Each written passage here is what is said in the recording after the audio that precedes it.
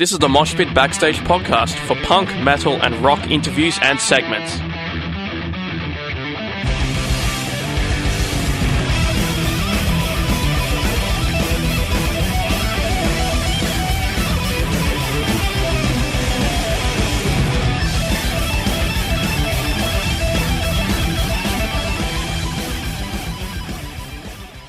Hi, this is Nocturnal from Somnium Nox. You're listening to MOSHPIT on SYN. Nocturnal is the guitarist of Sydney atmospheric black metal band Somnium Nox, whose debut, Terra Inanis, is out now. They'll be supporting King and Black Helm at their Sydney show at the Bald Faced Stag on August 18th.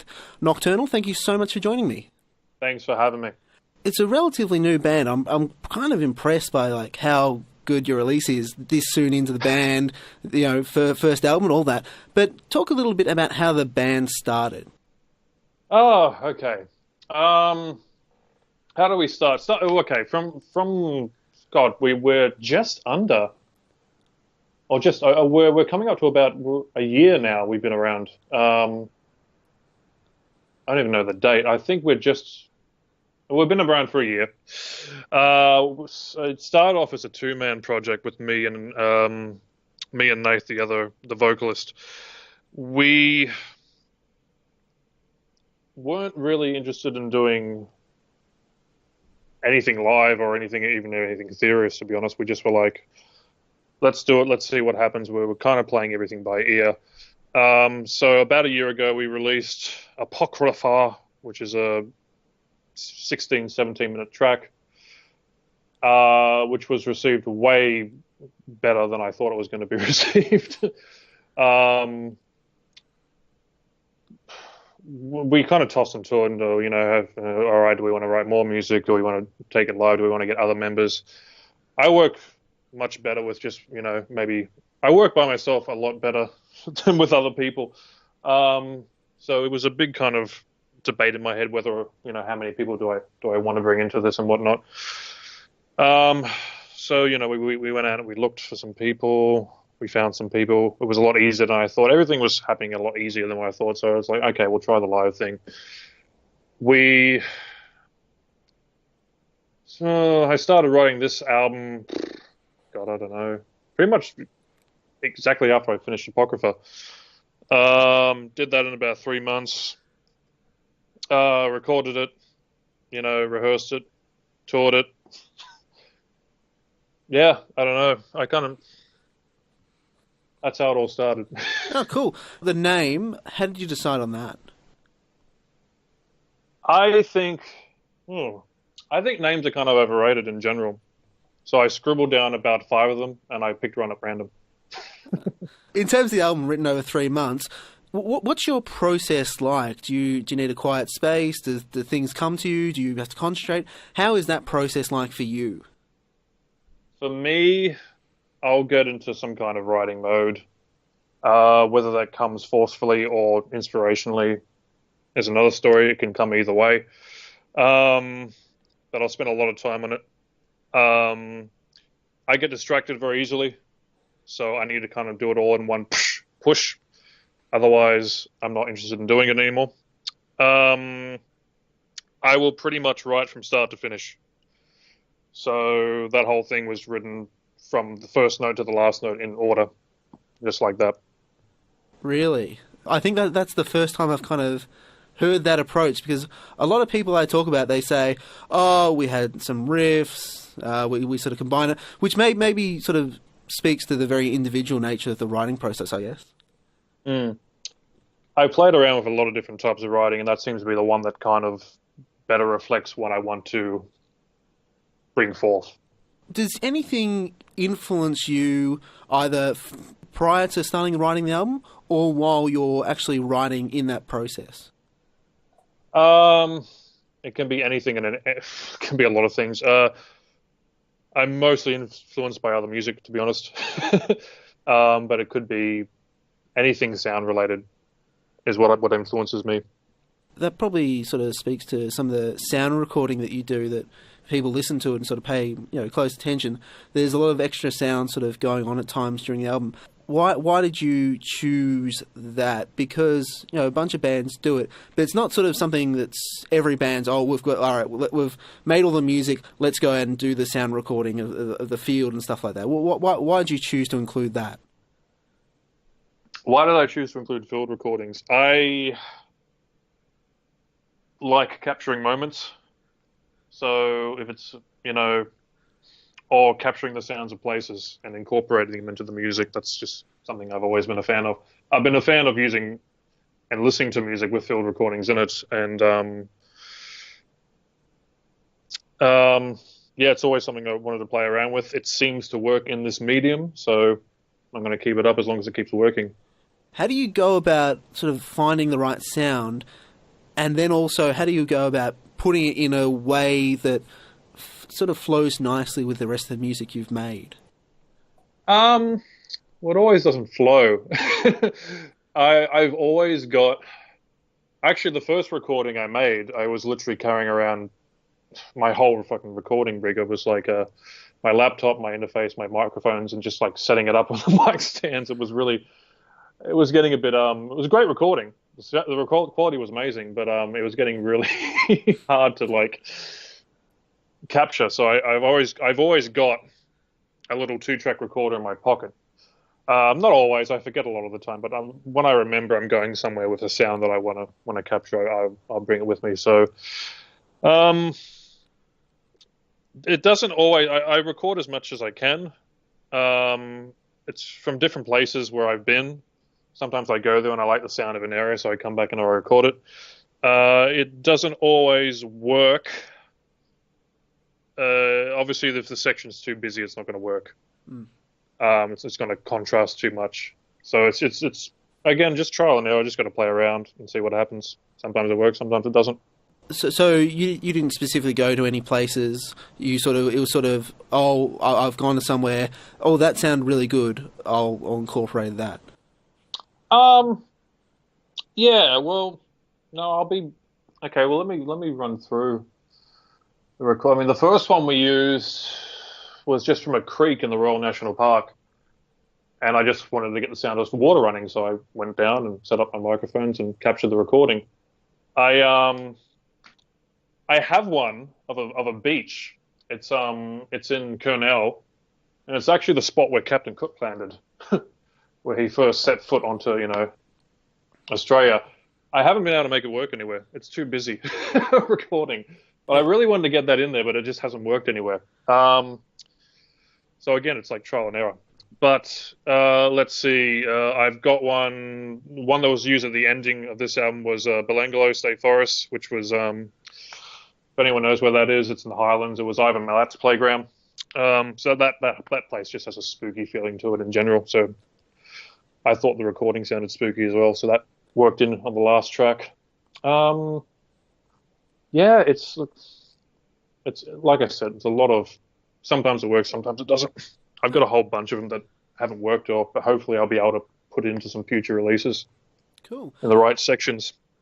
Now, something that I was kind of fascinated by was the inclusion of a Didgeridoo in the album, which, why did you choose to include that in the album? I've always loved the Didgeridoo since as far as I can remember. I think it's a fantastic instrument. I learned how to play from a friend of mine I went to TAFE with. He kind of showed me the basics. I'm mostly self-taught. I decided I wanted to try using it. We put it into the end of the track. It seemed to work nicely. One thing that I love about a lot of music in this sort of general area is the ability to really balance out the sort of forceful, ferocious kind of black metal stuff with this real calm and sort of really intentionality. How do you go about balancing that stuff out? Say, like, because you got just this sort of really calm, peaceful stuff, and then you got the real sort of heavy stuff. How do you go about balancing all that stuff out? I think having the calm before the storm makes the storm that much more intense. Whenever I listen to albums that are just back to front, just intense blast beats, fast, just complete. I mean, that's just not that interesting to me. It's actually very hard to make that interesting. It can be done. Nightside Eclipse by Emperor is probably an album that's just always so intense, and somehow they make it work. I can't do it. So I prefer to have the calmer sections leading. I like that stuff. I like crescendos. I think it flows better. I think it breathes better as music in general, regardless of, the type of music. Now, I was really, really kind of like, oh, wow. Colin Marston, who mastered your album, is from one of my favourite bands, Krallice, yes. among an infinite amount of others.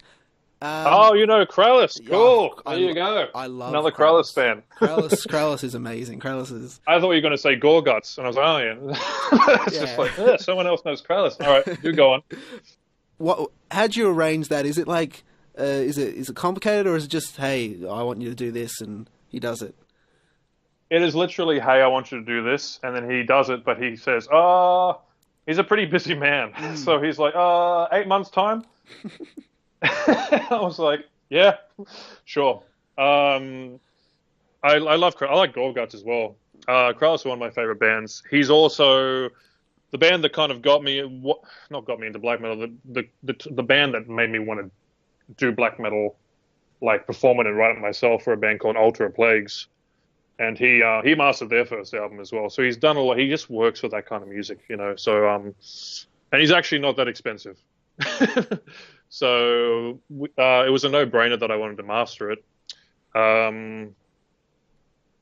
It was literally just he plays in so many bands and records and works with so many bands that it's a long waiting list. But I asked him before the album was even written, and his response was 8 months, and I was like, all right, cool. I've got a due date.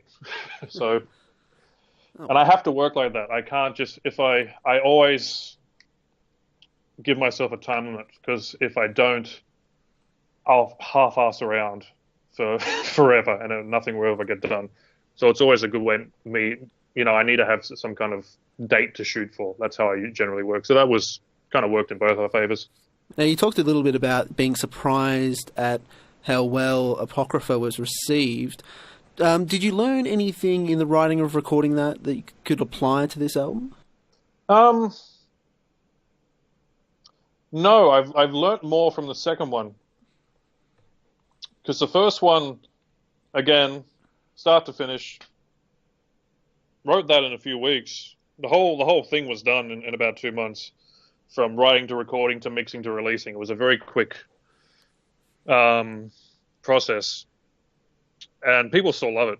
People still tell me that it's a great track. This one is a little different, and I've probably learned a little bit from the contrast of the two.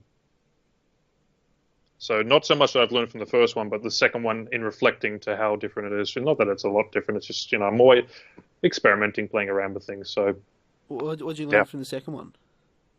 Sorry? What did you learn from the second one? The second one, obviously, it was longer. It was twice the length. The second one was a bit more of a design than it was just a creative process. I don't know if that makes sense. I view those two things differently. Creating just from the go and designing something, I think, are two different things. Of course, you can creatively design and design creatively, but whatever. So the second release, it was written the same way, but it was... I had a better idea of what I wanted in my head before it happened. And I had so many notes before I started, like this kind of stuff, so it came out a little differently. I'm not sure if that's a better way or just a different way. But I don't know. The next one's going to be super designy, so we'll see how it goes. If it's other crap, I'll go back in the other direction. I've always sort of been a bit fascinated by Latin, and so has kind of this metal been fascinated by Latin. In terms of the name of the album, This may just be me just noticing stuff, but is that at all inspired by the second verse of Genesis, which does feature those two words? I almost don't want to tell you. No, if you don't want to tell, that's all right. I will. I will go into it. I like keeping stuff abstract because I like that stuff. I like it when people create their own meaning behind things. I try to keep music in general. I mean, music's a very abstract art in general, but I like to make it as abstract as possible, so people go in without any, prior intentions. But no, it's got nothing to do with Genesis at all. Oh, that's interesting. The name. Okay, so the name roughly and directly translates to empty land. Every time I get an album review, they get it wrong. It's like empty earth or something like that. But the direct translation we were after was empty land. It's basically okay. So the term is a reference to the culture of having no culture. Basically, and that's not to say that before anyone kind of starts getting angry at me, I'm not saying Australia doesn't have any culture. It's got a lot of it. We're a big melting pot of culture here, in fact. But if you look at traditional black metal, coming from Norway and Scandinavia, a lot of their culture goes into the music. If you look at Wolves in the Throne Room, a band from North USA, they're trying to paint a landscape of their surroundings with their sound. Deathspell Omega, they put French hymns. They're a French band. They put a lot of French hymns and stuff into their music. A lot of black metal in general is associated with the culture and the land that it comes from.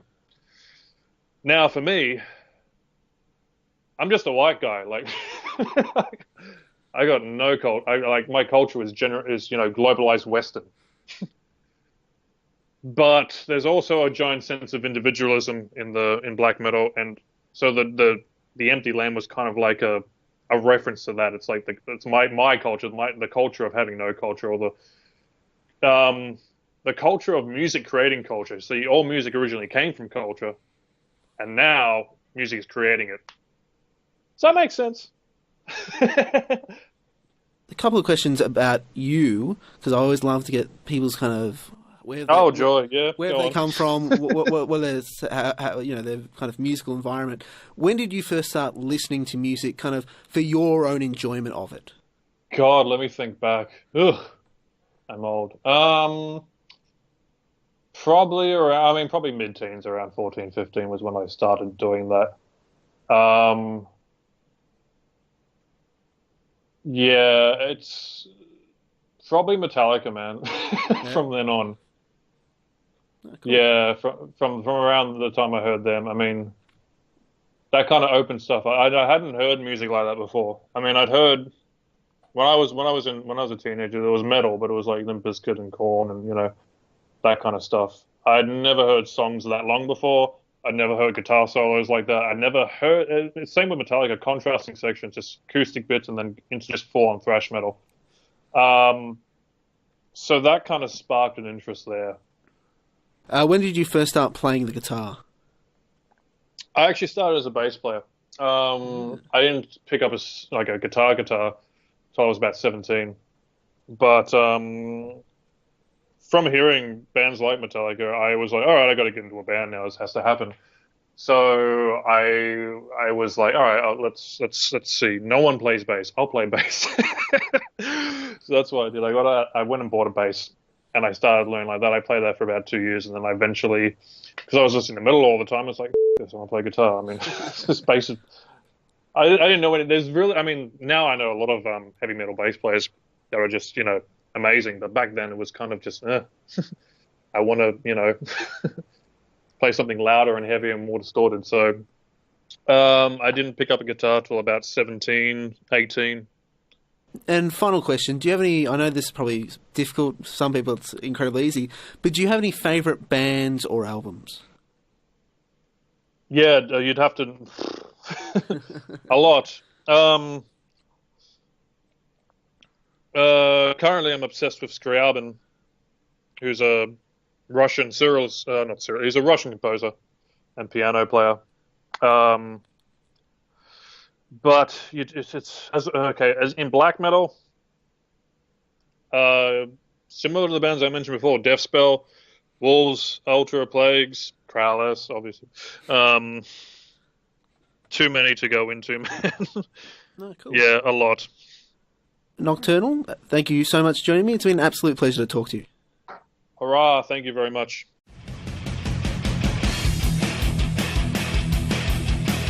Thanks for listening to the MOSHPIT Backstage podcast. You can subscribe to us on iTunes and Omni. To find out more about the show, go to www.syn.org.au/moshpit. Like us on Facebook at facebook.com/moshpitonsyn and follow us on Twitter and Instagram at moshpitsyn.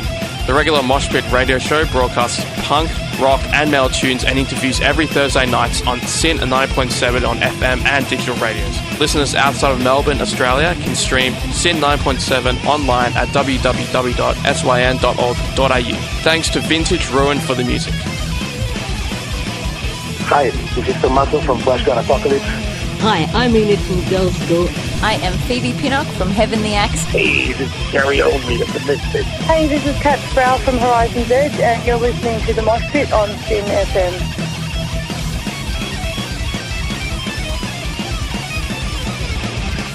Hi, this is Einar from Leopard. Hi, I'm Virginia Lilly from the band Lily. This is Raul from 1449. Hey, what's up, everybody? This is Ali from Zebrahead. Hey, everybody, this is Charlie Benante with Anthrax, and you are listening to the MOSHPIT on SYN.